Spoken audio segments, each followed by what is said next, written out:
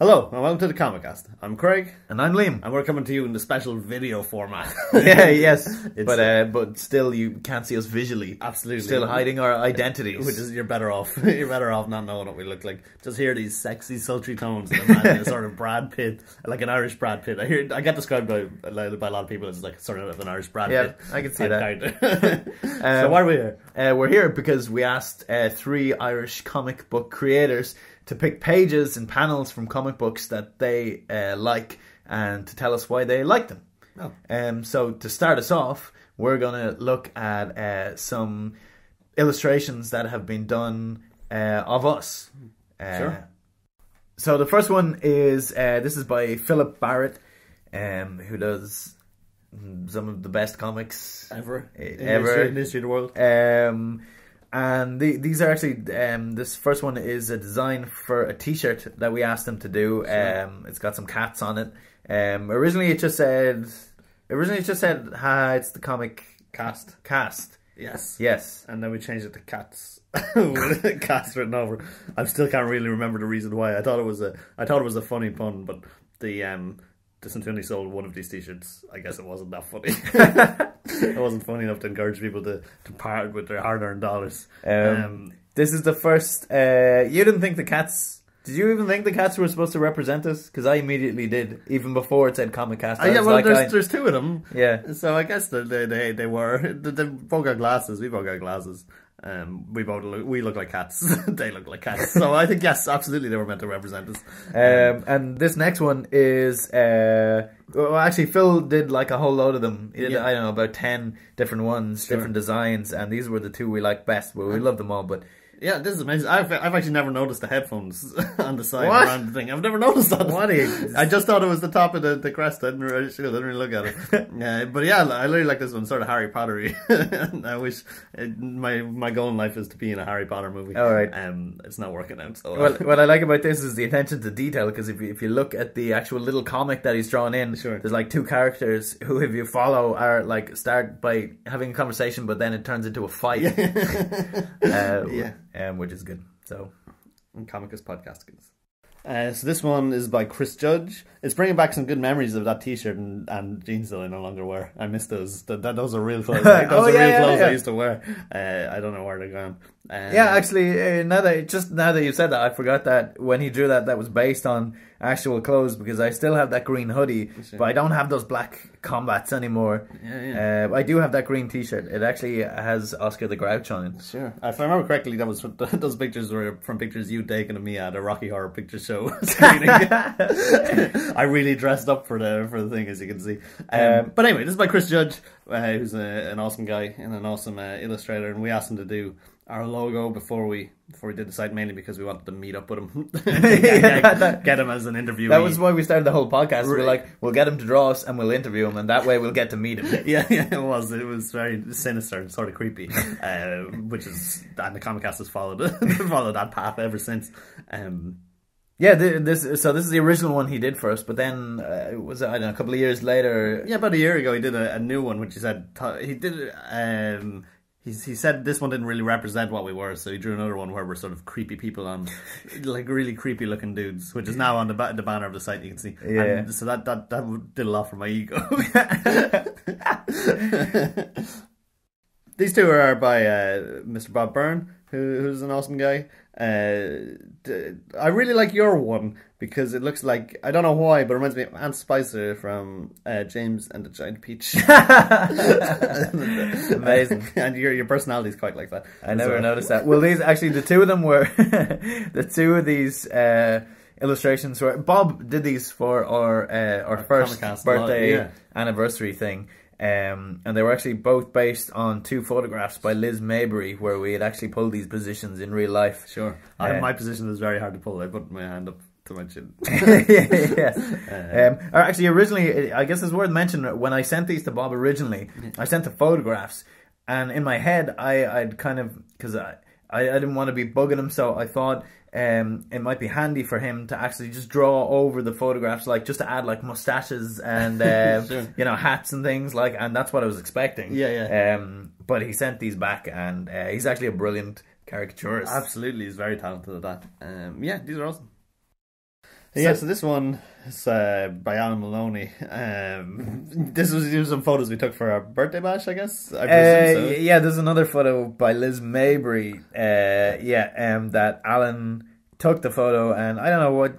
I don't know what this process is called. I know, like in video, it's called like rotoscoping. Sure, yes. But he's drawn over it. Yeah, sort of.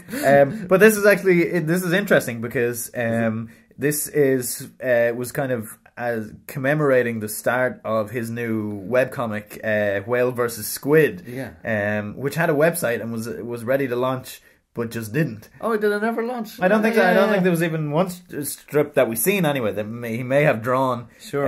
Things. So this is a very rare Liam versus Craig versus Whale versus Squid, and you can see them in the background there. Absolutely. I forgot all about that. Yeah, that's amazing. It's like a trip through memory lane here. This is great. Yeah, cool.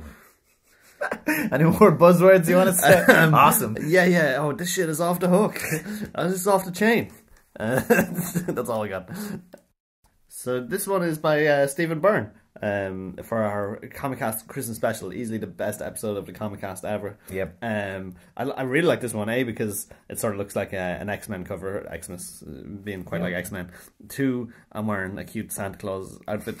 And 3, there's Superman's dog, Crypto, flying around because of Crypto. Yeah, I really I like the idea of us in a comic cover. I can't believe it took so long of all these illustrations. That one was like a fake cover for a comic book, which is very obvious. Yeah, obvious thing to do, but brilliant, genius. Yeah, I don't like. You look a bit weird. you look. Just I see this now. You look a bit like a paedophile. That's just how I look. Yeah, sure. I can't change that. Stephen actually drew us into his comic that he was doing online, The Network, and he gave us a little cameo in that you were wearing comic book royalty, and you were wearing a crown. I was wearing a tiara, actually. It was a very clever way of getting himself mentioned in our podcast. Yeah, it was pandering to us like very. But he's doing really well, and he's an amazing artist. He did that Fake Street. Do you remember that? Remember Fake Street? I do. Yeah, thing? That was. It's an amazing cover. Yeah, he's an amazing guy. So this is by Ale Sorrentino, who's an Italian animator. Yes, yeah, I got there in the end. And she worked on The Secret of Kells. Yeah, and I seen somewhere on someone's blog she'd drawn this really cute little character, and it was just so cute. And I was like, we have to get her to draw us. So we came up with this idea that we're on a boat fishing for comic books. Yeah. And actually, all the comic books that you can see in there are actual comic books. There's Declan Shalvey's Frankenstein, Chris Judge's early stuff. Mr. Amperdugas, quite clearly. The Secret of Kells adaptation, Philip Barrett, Bob Burns thing. And there's also Stephen Thompson's McCain. Oh, sure. Remember the presidential comic there. So they're all in there. What do you like about this? I obviously we're just really cute. I'm still a little annoyed about this. That our clothes got swapped around. I really wanted to be in the boots and the jacket, and I'd never wear a yellow t-shirt. So So the original thing was that you were going to wear the real sailory kind of thing, and I was just going to wear like a yellow rain mac, which is something I would like to wear. Sure, I do like the fake beards. That was a genius idea. And the little Irish flag was brilliant. Yeah, it's just so cute. We have the little animated version up on this is the animated version. So this is this is like a mini film. We should maybe we should do like voices for it now. Okay. Although our mouths are not opening. Sure, but I mean you're looking at something, so you can make a comment first. Okay. What are you looking at? I'm looking at pirates. There's pirates on the way. I'm fishing for comics. An Oscar masterpiece. Pixar might make it. Just an interesting fact about Ale is that when The Secret of Kells was nominated for Best Animated Feature at the Oscars, she actually animated the little insert when they went to the nominees and they had the animated characters talking about each film. She single-handedly, actually with I think her boyfriend, single-handedly with her boyfriend, another person, animated that little insert. Sure. Yeah. So we've been animated by the best. Yeah, absolutely. And I think the Cartoon Saloon or Brown Bag or Boulder, if anyone's watching this, like we would make a great cartoon. make a series. Yeah, so this is me as a zombie by Stephen Thompson. This was a Christmas present you got me, which was quite nice. It's based on the same photo, I think, that at the Stephen or the Alan Maloney picture from earlier is. Yeah, when I actually eating cake. When I got in touch with Stephen to do this, he obviously needed photographs of you, sure. And so I sent him the ones from the party photo shoot that we'd done, and he said this is going to be no trouble at all. Then Craig looks like a zombie. But it's great. I had originally seen on the Eclectic Mix blog, Stephen Thompson had drawn Declan Shalvey. Just the same as this, like a Head and Shoulders thing, and it was brilliant. The likeness was amazing. Yeah, it's awesome. I really like it.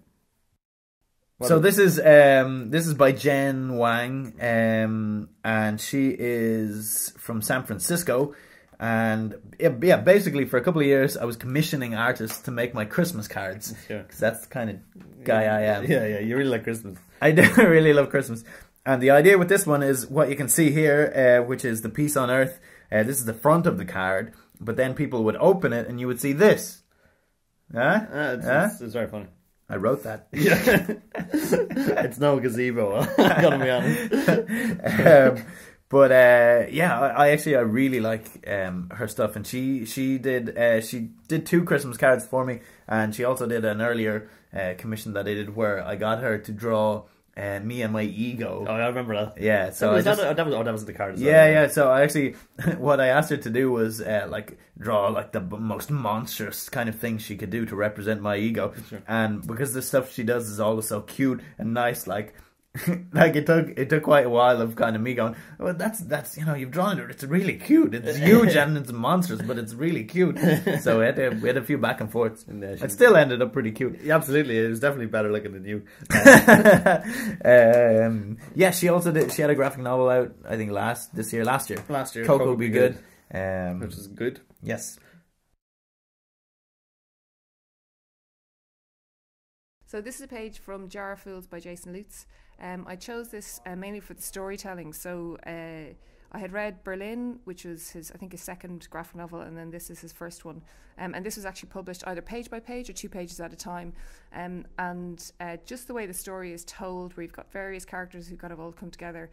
The more I read this book, the more I'm impressed by the storytelling. I think that's why. I mean, it's beautifully drawn, and it's one of the few books where I don't even look at the drawings, because the story and how it's told and the characters are so good.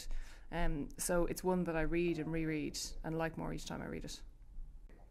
Okay, so this is a page from Lucky Luke. I'm not sure which one it is. So Lucky Luke is a French comic that I've read quite a bit, and it's about Lucky Luke, who's a cowboy, so it's set in America, and he's a cowboy who draws faster than his shadow, is kind of his byline. So the reason why I really like this is it's drawn by a guy called Maurice, and he draws and writes some of them. But my favourite Lucky Lukes are the ones that are written by Goscinny, who would have written Asterix. And I think with the ones written by Goscinny and drawn by Maurice, it's a perfect combination of really kind of characterful drawings, really interesting images, and then the characters are so much better. You've got Lucky Luke and his horse Jolly Jumper. You've got the Daltons, who are these kind of 4 brothers who are always committing crimes and escaping from prison, and just the humour in the writing is really, really good, and it makes us the same stories probably told throughout all the books, but they're always interesting when Goscinny writes them, so that's why I chose that one. Okay, so this is a page from Asterix, and it's actually the Tour of Gaul. It's a tour of, I think it's Tour of Gaul in English, of Asterix. So I've read Asterix since I was young, and I know when I was a kid we used to get them for our birthdays. So any one of us used to get a different Asterix for our birthday. So we always had the full collection. And it is something that I suppose I look at now more for the artwork than for the writing. I mean, the characters and the writing are really good, but the artwork is amazing. And I think the more I look at it, the more I love it. The use of colour, the use of perspective, and there's everything about this that is beautifully done. And what I really like about Asterix is, in comparison to Tintin, Hergé eventually ended up with this whole studio of people producing Tintin. Asterix has always been drawn purely by Uderzo. And the detail and the line and the beauty of line that he gets in, which I know it's people go on about it with Hergé, the ligne claire, But I think Uderzo has something that's as good, if not better. And it's all done on his own. There's no studio involved. And the books just get better and better. Okay, so this is a page from Safe Area Garage by Joe Sacco. So Joe Sacco is, I think he's Maltese, but also maybe a bit American. And he does these reportage comics. So they're comics that are like a journalist, I suppose, but making them into a comic. And Safe Area Garage is one that I think is really important because it's the kind of comic, it's like a comic that makes a difference. I remember reading it and rereading it, and I'd read several books on Yugoslavia and the Balkan Wars, and this comic is something that affected me more than all of the others because it's lots of personal stories, but particularly with the visuals. The page I have here is one where a man who's an eyewitness is talking about the what happened in Srebrenica, and some of the images, like the image here of basically people, women and children floating down the Drina River. I think he's able to tell a lot more in the comic than you can get in any amount of news reports and even video and film footage. And for that alone, his work really stands out. This book particularly is one that I can read and reread, and it always affects me. So you never really get jaded by it. So that's why I chose that one. Okay, so the final one is a page from, I think it's the Kindly one. So it's from the Sandman series by Neil Gaiman. I chose this for a few reasons. Actually, I love the drawings in this particular one, but more than that, I think the Sandman series is something that probably some of the first graphic novels I read. And you get so used to them and they're out there and people talk about them all the time that you almost forget about how important they are. And I think more than anything else, the Sandman changes what you might define a comic to be. I know a couple of the books won like best book awards or best short story awards at kind of outside of comic or the graphic novel genre, and that's because the stories are so good. Like the writing is incredible, the use of loads of different artists works, but the more I read these, the more amazed I am by them, and that they kind of go beyond being a comic. They're kind of storytelling visuals. I don't know, they're so impressive that you kind of wish you could do something like them, but you know you never will, I suppose. So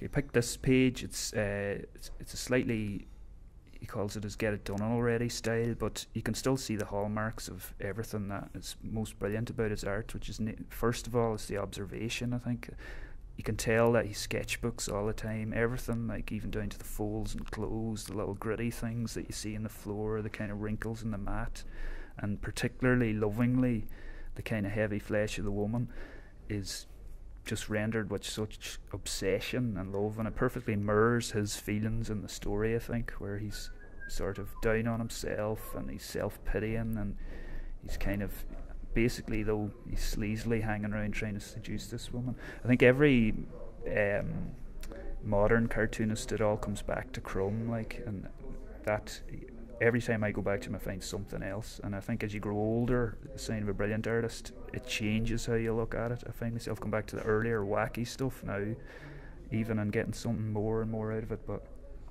sublime. Okay, this is almost the exact opposite of the last one.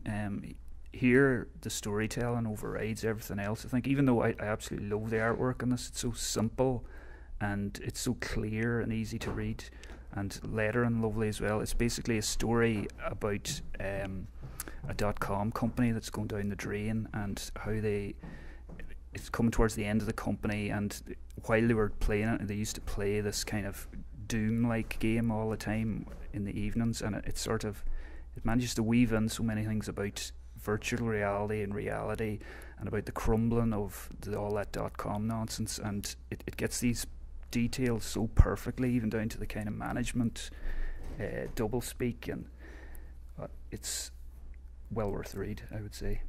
It's probably one of his best stories as well, Kevin Isanga, and I think it'll probably come out as being a classic some years down the line.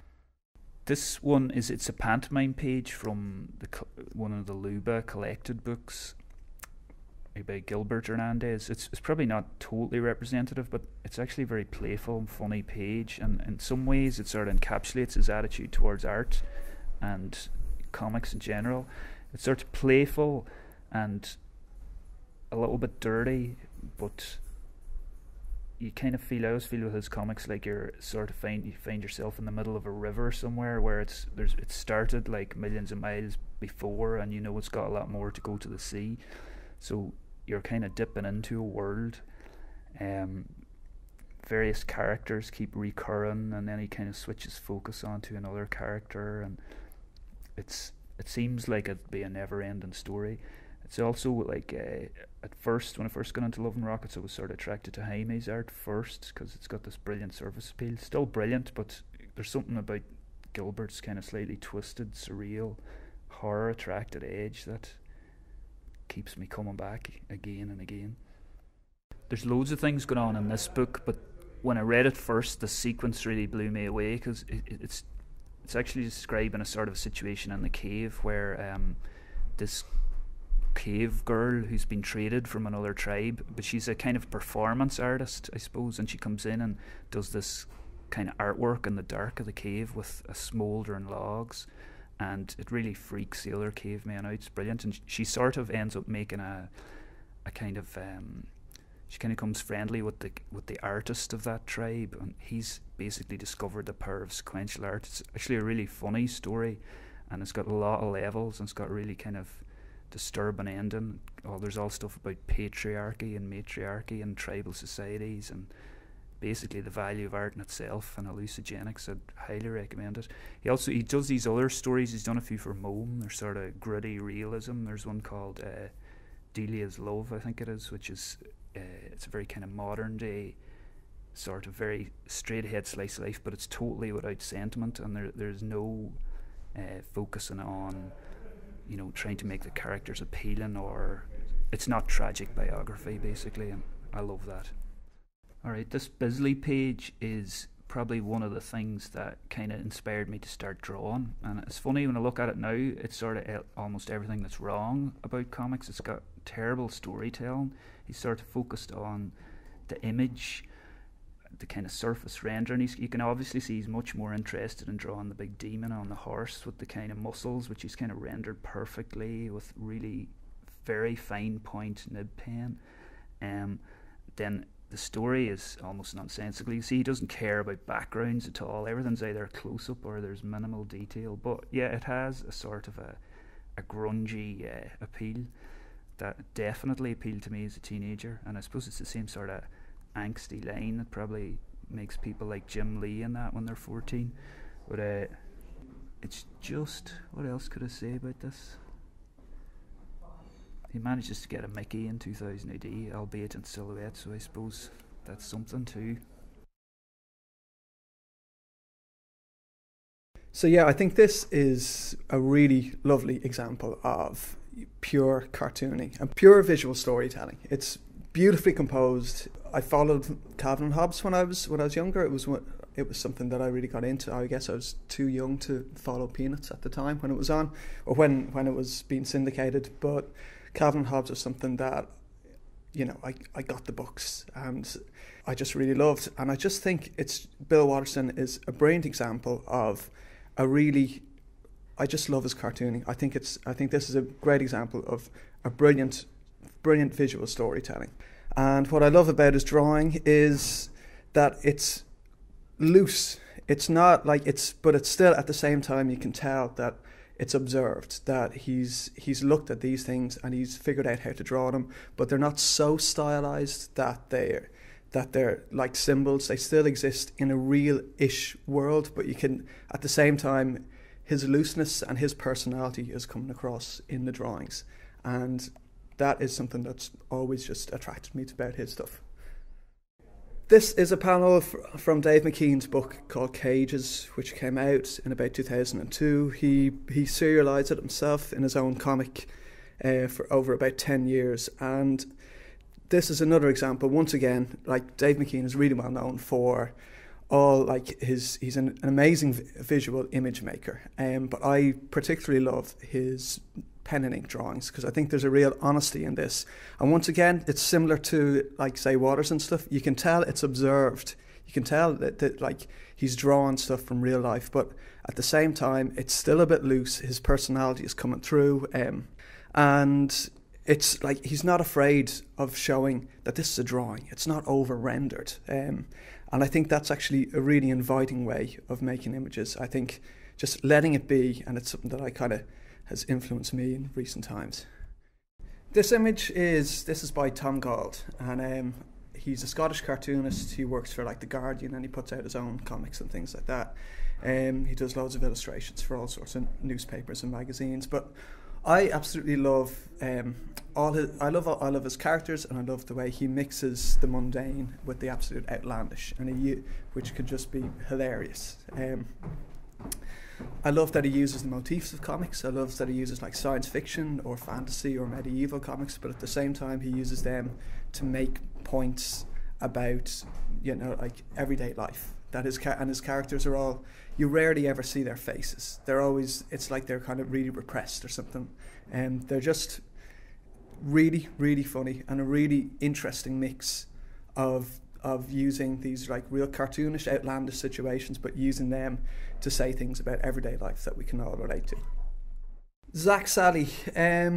Zach Sally is a cartoonist from the UK, or from the US. There's something about this particular image is from a book called Like a Dog, which came out in Fantagraphics last year, I think. And I just absolutely, something about his honesty of expression resonates with me. He's not like the most amazing cartoonist, or sometimes his drawings can be kind of rough, but he's expressing something deeply personal to him, and I think that's absolutely brilliant. I think he's trying different ways of making images, and he doesn't really give a fuck what people think. It's like really pure honesty and something coming from deep within him that I can't get over. I just think it's absolutely brilliant, and this here is a good example, I think, of him just trying out something, of just putting some words on top of an image, and it probably means much more to him than it will mean to any of us, but I still think there's something that you can interpret that yourself, and his pure honesty of his work is what really resonates with me. I love the way he publishes he runs a press called La Mano, and he prints and publishes his own work. So he's he does that in a real artistic and a real old school way, and I think those impulses I really think are great. These are a few panels by an artist called Nate Powell. He's an American artist, and they're from a small comic that was put out by Top Shelf a few years ago called Please Release. They're a series of autobiographical stories, or vaguely autobiographical stories, and I just thought it was a really interesting use of comics. Rather than telling a straight story, he was using words and images to kind of express where he was in his life at the time. And I think he's similar to Zach Sally. He's someone who's like just very much following his own impulses. I don't know where, like, he's not necessarily obviously influenced by any other artists that I know of, or like any other trends that are going on right now. And I think that's really, really, I really, really love that. I love his use of punchy blacks. I love his rendering. I love, like, similar to all the artists that I've chosen here, I love the kind of a certain looseness in the drawing, but at the same time you can tell that they're observed, that he has drawn from real life, that it's not necessarily made up, but at the same time he's bringing his own personality and his own style to it.